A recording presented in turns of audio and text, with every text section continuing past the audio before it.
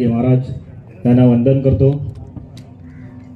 आमच्या पक्षाचे अध्यक्ष मराठी हृदय सम्राट राजसाहेब ठाकरे तसेच ह्या मंचावर उपस्थित आमच्या पक्षाचे प्रवक्ते महाजन साहेब, आमच्या पक्षाचे सरचिटणीस वैभवजी खेडेकर साहेब, जिल्हाध्यक्ष संतोषजी नलावडे, उपजिल्हाध्यक्ष विनोदजी जांभळकर, तालुकाध्यक्ष सुनीलजी हदनकर, समोर बसलेले सर्व महाराष्ट्रानिक आणि पत्रकार बंधू, सर्वप्रथम मी आदरणीय राजसाहेब ठाकरे यांचे आभार व्यक्त करतो।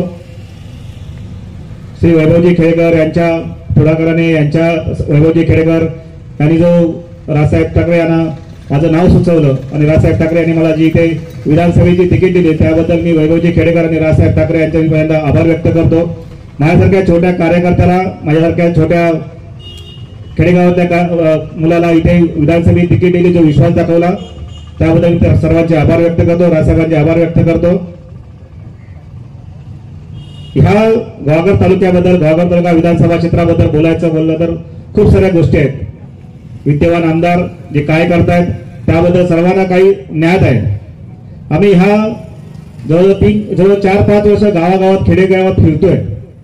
या गावागावात खेडेगावात फिरल्यानंतर आम्हाला ज्या गोष्टी लोकांकडून ऐकायला मिळतात त्या खूप भयानक आहेत। म्हणजे असं कुठलं गाव नाही, असं कुठली वाडी नाही आहे की त्या गोष्टी सेम गोष्टी तिकडे आम्हाला ऐकायला येतात।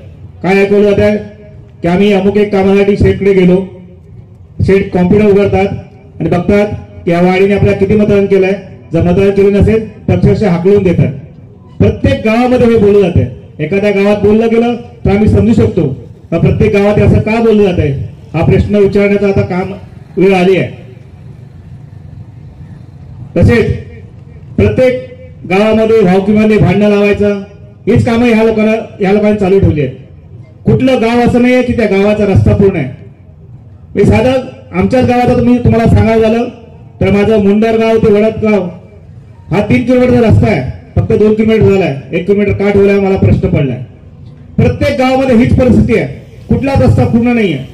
इथे पत्रकार बंधू बसलेले आहेत, त्यांनाही जाहीर आव्हान करतो की असं कुठलं गाव असेल की ज्या गावाचे सर्व रस्ते पूर्ण झाले असतील ते रस्ते आम्हाला निदर्शनास द्यावे।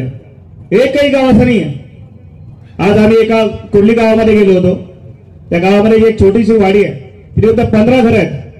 त्या 15 घरं एकदम वरतून खाली चालत जावं लागतं। ते लोक वरती आले आणि आम्हाला चालत घेऊन खाली घेऊन गेले।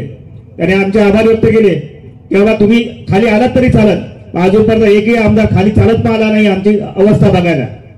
अशा प्रकारचे लोकांच्या भावना आहेत, लोकांच्या मनात खूप राग आहे आणि हा राग ह्या वेळेला ते मतदानामध्ये परिवर्तन करतील याचा पूर्ण विश्वास आहे मला। आज या गावाघर तालुक्यातली आरोग्य व्यवस्था पूर्ण व्हेंटिलेटरवरती आहे।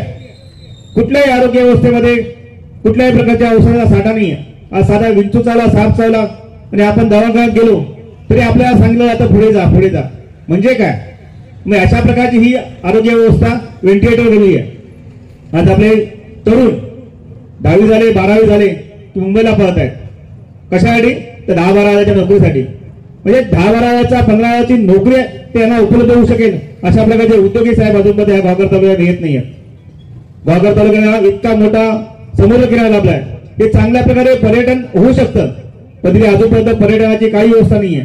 पर्यटनाची व्यवस्था झाली तर भरपूरशा ज्या तरुण मुलांना इथे नोकऱ्या उपलब्ध होऊ शकतात, पण ते अजूनपर्यंत होत नाहीयेत। आपल्या गावघर तालुक्यामध्ये मोठमोठे देवस्थान आहेत, त्या देवस्थाना पर्यटन